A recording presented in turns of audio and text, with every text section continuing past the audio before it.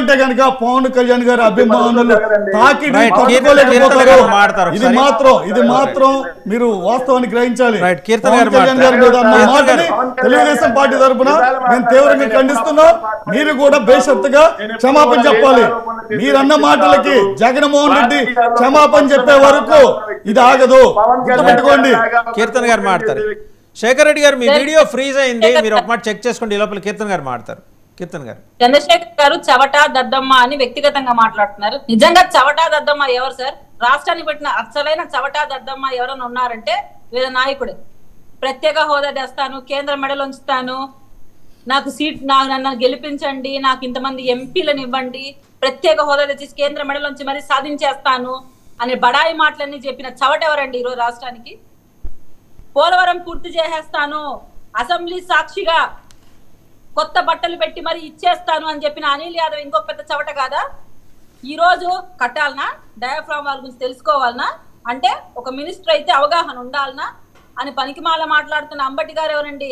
వీళ్ళ పాటలో ఇంకో చవట కాదా? మహిళా భద్రత గురించి మాట్లాడమ్మా రోజా అంటే అరాకొరా జరుగుతుంటే నానా యాగి చేస్తున్నారేంటి అని ప్రశ్ముఖంగా మాట్లాడిన ఇంకొక చవట ఎవరండి? ఈరోజు రోజా గారు కాదా?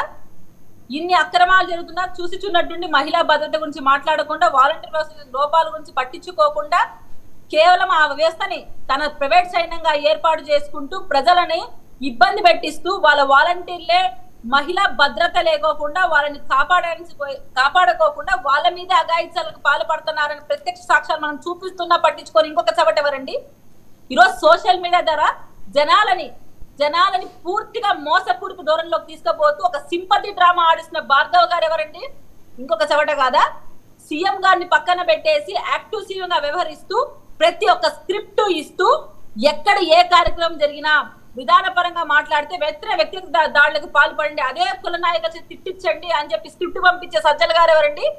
ఇంకొక చవట కాదా?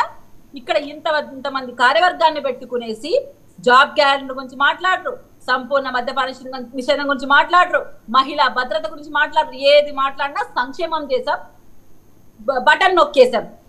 ఒక చవటలుగా వీళ్ళు చెప్తున్న మాటలు ఏంటంటే మేము చెప్పిన హామీలు ఇంప్లిమెంట్ చేయలేము, సంక్షేమంని మద్యం ద్వారా వచ్చే లాభాల ద్వారా సంక్షేమం చేశామని చూపించుకుంటూ గొప్పలు చెప్పుకుంటాం. ఇలాంటి చవట ప్రభుత్వాన్ని రాళ్లతో కొట్టకుండా, చెప్పులు దాడి చేయకుండా ఏం చేస్తారు సార్? ప్రజలు వాళ్ళ నిస్సహాయతను ఎలా చూపించుకుంటారు సార్?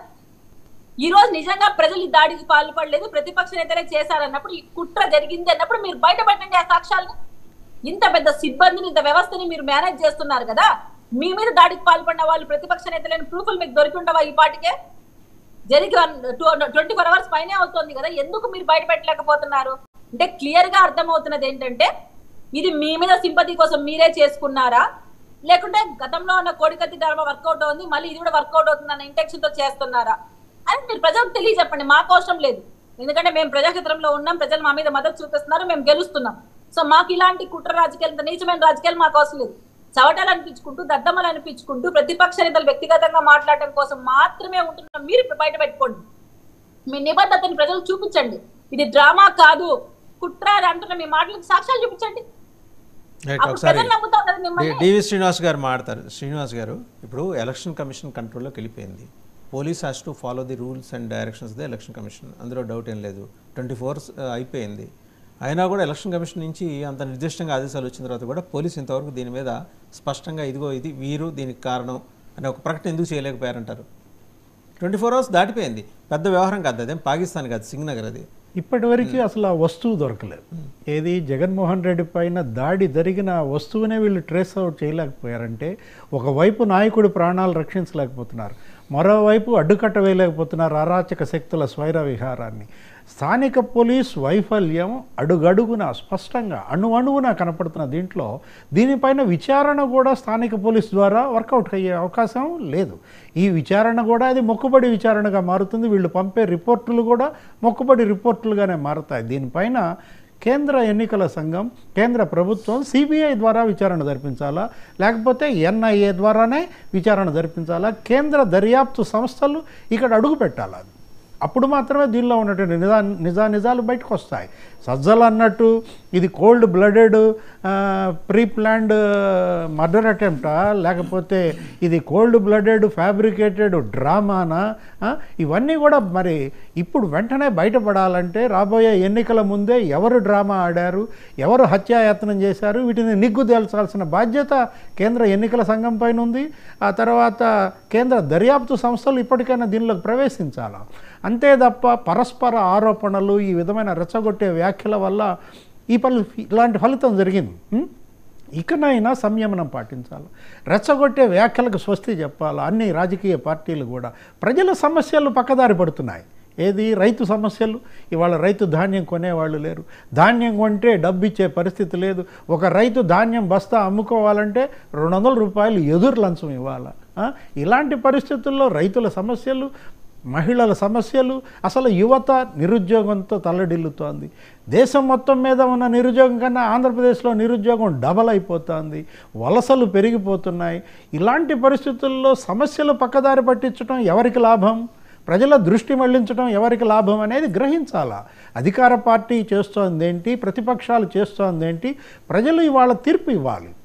గత ప్రభుత్వం ఇచ్చినటువంటి పాలన బాగుందా, ఈ ప్రభుత్వం ఇచ్చినటువంటి పాలన బాగుందా, బేరీజు వేసుకోవాల్సిన బాధ్యత ప్రజలపైన ఉంది. అప్పుడు శాంతి భద్రతలు ఎలా ఉన్నాయి, ఇప్పుడు శాంతి భద్రతలు ఎలా ఉన్నాయి, రైతులు, మహిళలు, ఆ యువత అప్పుడే విధమైనటువంటి జీవితాలు గడిపారు, ఇప్పుడే విధమైన జీవితాలు గడిపారు, తేల్చాల్సింది ప్రజలు అన్నమాట. రాబోయే 4 వారాలైనా ఆంధ్రప్రదేశ్లో శాంతి నెలకొనాలా, ఆంధ్రప్రదేశ్లో రాజకీయ పార్టీలు నిర్భీతిగా ప్రచారం చేసుకునే పరిస్థితి ఉండాలి. ఫైనల్గా ఇప్పుడు రాళ్ల దాడి జరిగింది 3 చోట్ల, నేను కేవలం ఒక సీఎం మీద జరిగిన రాళ్ల దాడికి వరకే అడగట్లా, 3 చోట్ల జరిగిన రాళ్ల దాడిలో నిందితుల్ని ఈ ఎలక్షన్స్ ప్రక్రియ, పోలింగ్ ప్రక్రియ ముగిసే లోపల ఫైండ్ అవుట్ చేసి అరెస్ట్ చేసే అవకాశం ఉందా? అంటే ఈసీ నిజంగా తలుచుకుంటే అవుతుంది కదా? సవాల్. ఎందుకంటే ఇప్పటి వరకు జరిగిన రాళ్ల